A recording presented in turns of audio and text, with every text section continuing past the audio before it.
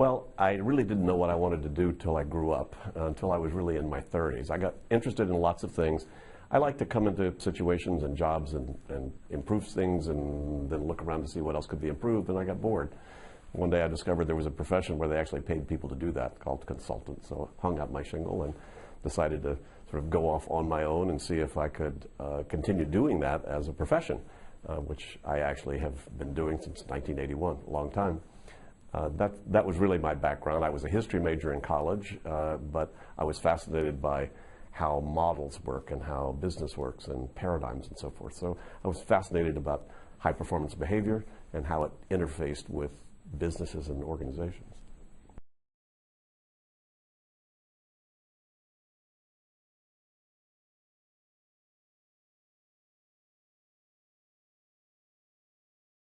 Well, people often ask, have I always been organized? I'm actually not a naturally organized guy. You can ask my wife about that. I've always been interested in efficiency. With how little effort can you produce a result? To me, I've just been fascinated by that. So I wake up in the morning thinking, how much easier can I do whatever I do? So that's been sort of a natural bent for me. And then when I got into the business world, I began to discover that people had a lot of inefficiencies. And the business world and the professional world, as you got more sophisticated, had a lot of things that clouded up clarity and your ability to focus clearly. So a combination of things. I got involved in the martial arts. I got involved in meditative practices. And basically, I got involved in how do you get clear space and maintain that? Because that's the optimal state to do anything from, to do work from, to have conversations from, to spend time with your kids from, to go to sleep from. So I got fascinated by clear space, saw how much value that had for business and entrepreneurs and people that I was working with in the consulting practice. So I began to bring what I had learned about how do you maintain clear space amidst the complexity and sophistication of the professional world, and it worked for everybody. So I thought, well, this is great. It was I didn't have to change my message no matter who I talked to or what kind of business I was dealing with. It all worked.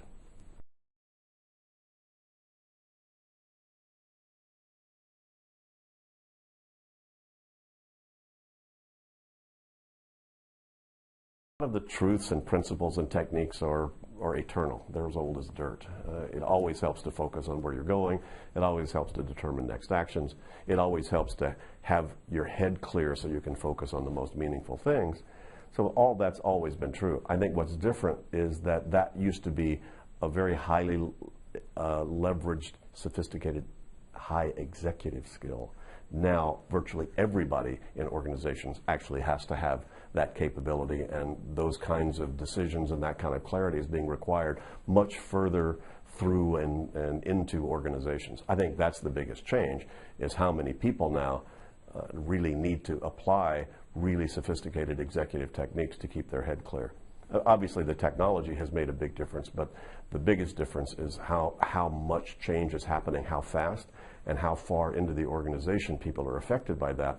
And in order to stay productive and keep the organization on an even keel and in a sustainable mode, then it just has to be much more thorough, built into the organizational culture.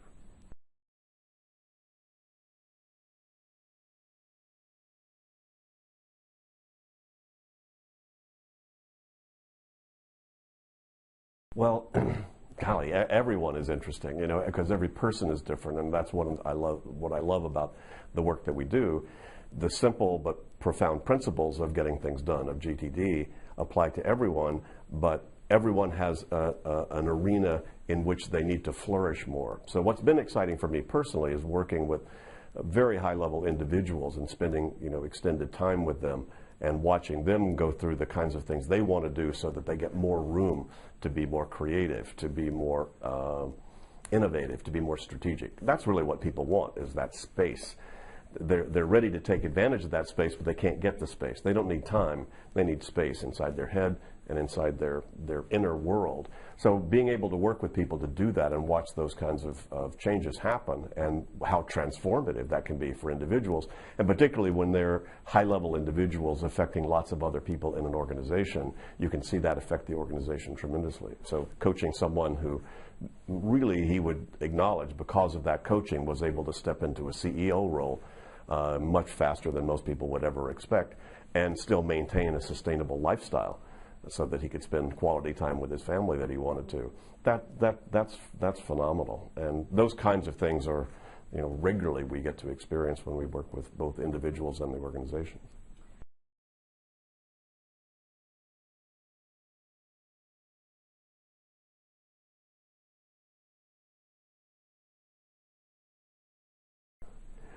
I'm not really a motivational speaker. I'm not into, rah, rah, let's go work harder, get more done. That's fine if that's really what you want to do and what you need to do and how you're directed. But my typical day, well, to answer your question, my typical day is the night before. Usually I'm looking at what I call the hard landscape of the next day. What meetings do I have to go to, what has to happen that day.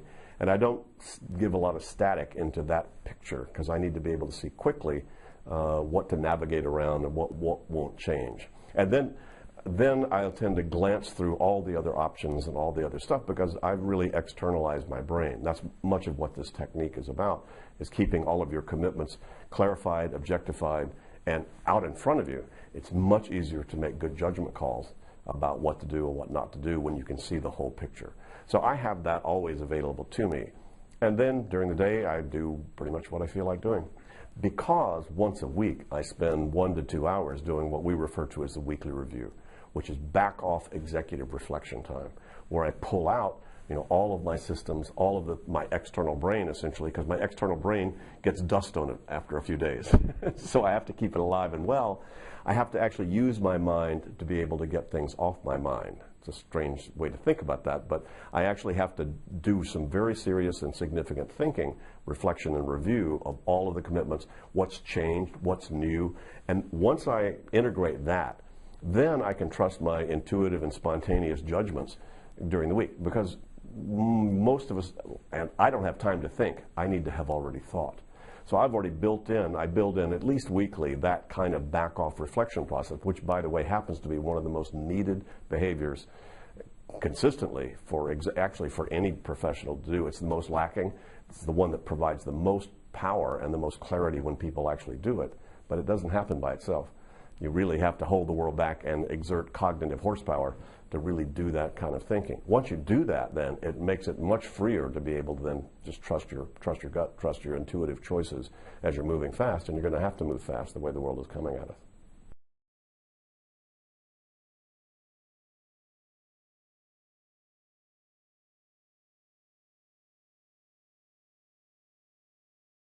My site, gettingthingsdone.com, has lots of information on it. In the area in the Arabian Peninsula, the UAE, Egypt, and so forth, we have our exclusive franchisee, who is our representative for the GTD training practices brought in-house inside of companies, and that's Brainquill out of Egypt, but they cover this whole region. They're partnered with Right Selection in Dubai. Fabulous agency that's they're bringing me in to bring this message forward as well. So the three of us create a triumvirate, so you could contact any one of us for more information about what it is, what we do, and what's available.